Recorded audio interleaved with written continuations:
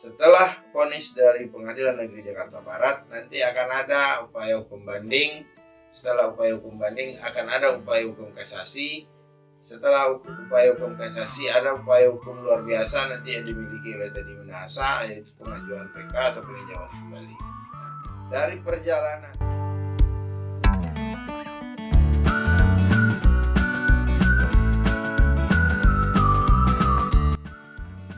Genstraf Sonderskor, ada suatu azas hukum pidana yang kita kenal yang artinya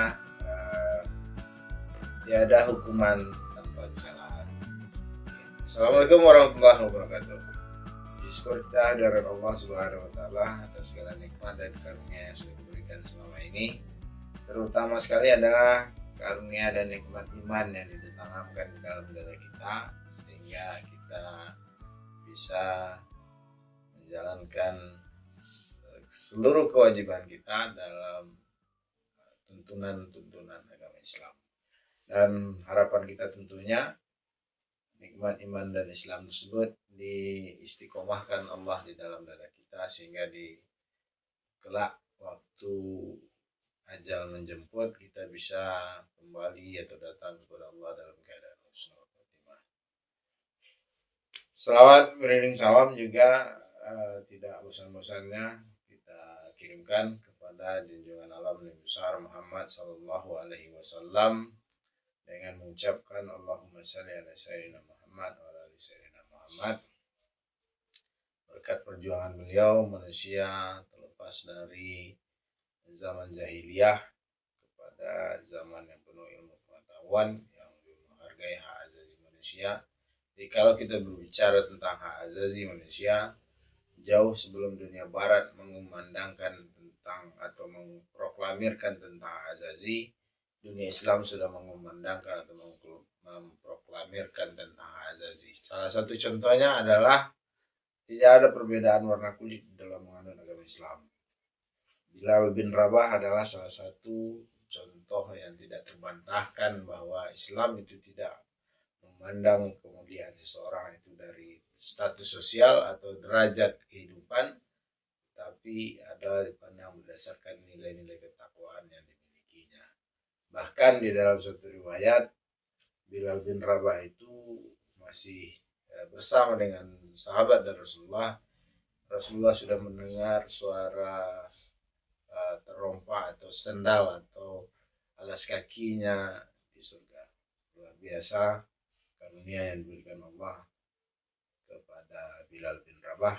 Dan mudah-mudahan kita memperoleh syafaat dari segala sesuatu yang diberikan Allah kepada orang-orang baik dan orang-orang soleh tentunya.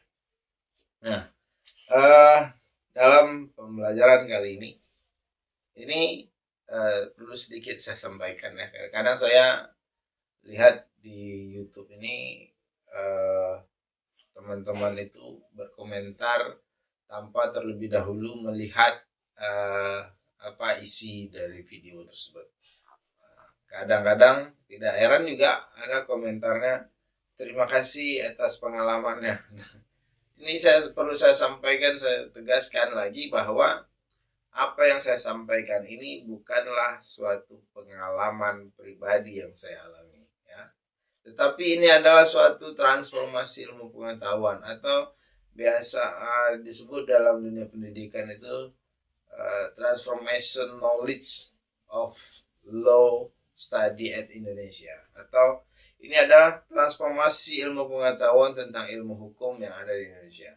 Kebetulan saya adalah seorang praktisi hukum dan juga saat ini atau sekarang ini sedang studi atau kuliah S3 ilmu hukum atau doktor ilmu hukum di Universitas Jambi. Nah, sekali lagi saya tekankan, saya jelaskan bahwa apa yang saya sampaikan ini bukanlah suatu pengalaman, tetapi ini adalah suatu transformasi pengetahuan.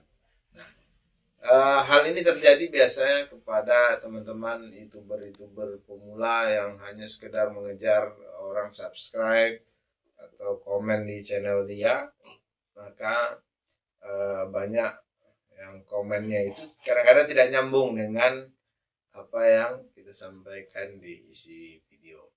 Salah satu contoh juga ada di video saya sebelumnya, itu tentang tujuan penciptaan hukum, dan setelah itu kemarin beberapa waktu yang lalu 10 atau beberapa hari yang lalu itu saya tayangkan lagi, saya ulas lagi tentang terjadinya suatu kecelakaan yang dimana di situ dimintakan secara hukum pertanggungjawaban oleh si pengemudi. Nah, yang lucunya ada komen yang bertanya, kok bisa?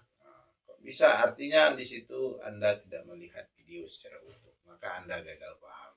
Dan ada juga yang bertanya, berkomentar, terima kasih atas pengalamannya. Nah, ini juga menunjukkan bahwa Anda tidak melihat video sebenarnya, tetapi Anda masuk ke channel saya, bikin komen lalu kabur gitu. Itu hanya untuk supaya orang datang ke channel Anda. Oke, terima kasih atas atensinya, apapun bentuknya. Mudah-mudahan Anda tersadarkan atas perbuatan Anda sehingga tidak menjadi suatu hal yang lucu di dalam berkomentar di dalam dunia per-YouTubean ini.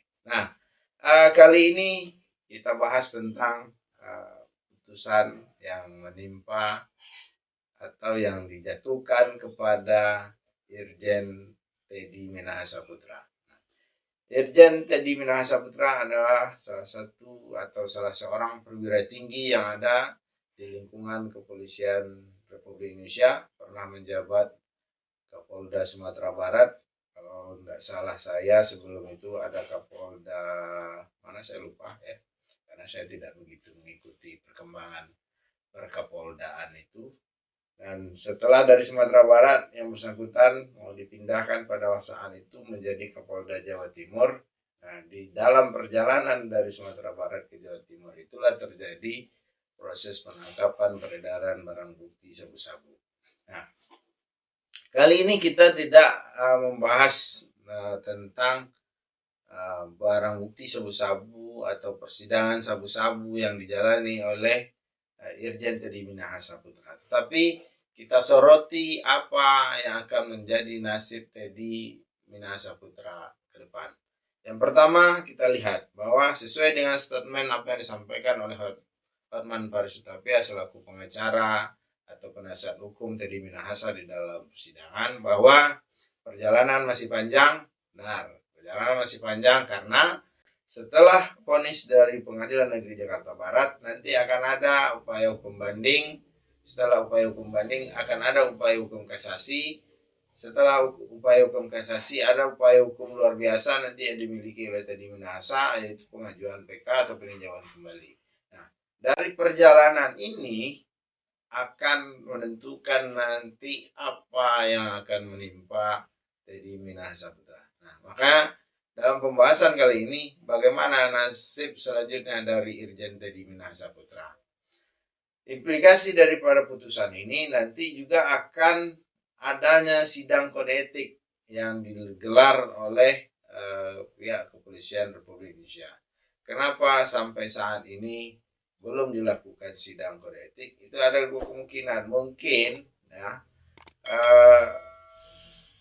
para penyidik di Majelis Kode Etik atau di Divisi Propam, Profesi dan Paminal, ini belum memandang belum perlu dilakukan sidang kode etik karena belum ingkrahnya putusan terhadap proses persidangan yang dijalani oleh Teddy Minahasa Putra. Nah, memang belakangan ini agak dunia kepolisian Republik Indonesia diguncang dengan dua tragedi besar ya, kalau menurut saya. Yang pertama, pembunuhan berencana yang dijatuhkan kepada Irjen Verdi Sambo. Yang kedua itu peredaran narkotika atau sabu-sabu yang didakwakan kepada Irjen Teddy Minahasa Putra. Nah, bagaimana kelanjutan dari cerita tentang proses peradilan Teddy Minahasa Putra ini? Maka ada yang menarik nantinya, perlu kita lihat apa putusan yang akan dijatuhkan oleh Pengadilan Tinggi DKI Jakarta terhadap upaya permohonan banding. Kenapa? Saya yakin sekali bahwa Teddy Minahasa Putra akan mengajukan permohonan banding. Kenapa? Karena dari statement dan dari perjalanan sidang yang dijalani, kita bisa melihat bahwa Teddy Minahasa Putra tidak menerima dengan apa yang didakwakan kepadanya dan akan berupaya untuk melajukan upaya hukum sampai selesai, sampai habis upaya hukum tersebut. Dapat diartikan bahwa nasib Teddy Minahasa Putra ini akan ditentukan setelah putusan ini ingkrah. Bagaimana dengan status kepolisiannya? Status kepolisiannya kalau sepanjang belum digelar sidang kode etik. Walaupun sebenarnya dari Kompolnas itu sudah santer tuntutan atau himbauan agar Propam Mabes Polri melakukan sidang kode etik terhadap Teddy Minahasa Putra yang dasarnya adalah putusan dari Pengadilan Negeri Jakarta Barat. Nah, untuk itu harus segera dilaksanakan sidang kode etik dengan hembusan dari Kompolnas ini supaya yang bersangkutan di PTDH-kan atau dibuat sanksi pemberhentian dengan tidak hormat. Nah, PTDH ini juga sudah banyak memakan korban di kepolisian. Pada kasus Irjen Verdi Sambo itu sudah ada juga Verdi Sambo sendiri, ada Hendra Kurniawan, Brigjen, dan juga ada beberapa perwira-perwira menengah lainnya. Dan juga baru-baru ini kemarin tentang kasus penganiayaan yang terjadi di wilayah hukum Polda Sumatera Utara yang dilakukan oleh anak seorang AKBP Akhirudin Hasibuan, di mana Akhirudin Hasibuan pada akhirnya di PTDH-kan oleh Polda Sumatera Utara. Nah, nanti di video selanjutnya kita akan bahas tentang nasib AKBP Akhirudin Hasibuan, ya, atau kalau ada perubahan nanti kita lihat video-video selanjutnya. Nah, kembali saya tegaskan bahwa nasib Irjen Teddy Minahasa Putra akan ditentukan setelah menunggu putusan yang dijatuhkan oleh Pengadilan Jakarta Barat tersebut ingkrah van gewis atau berkekuatan hukum tetap.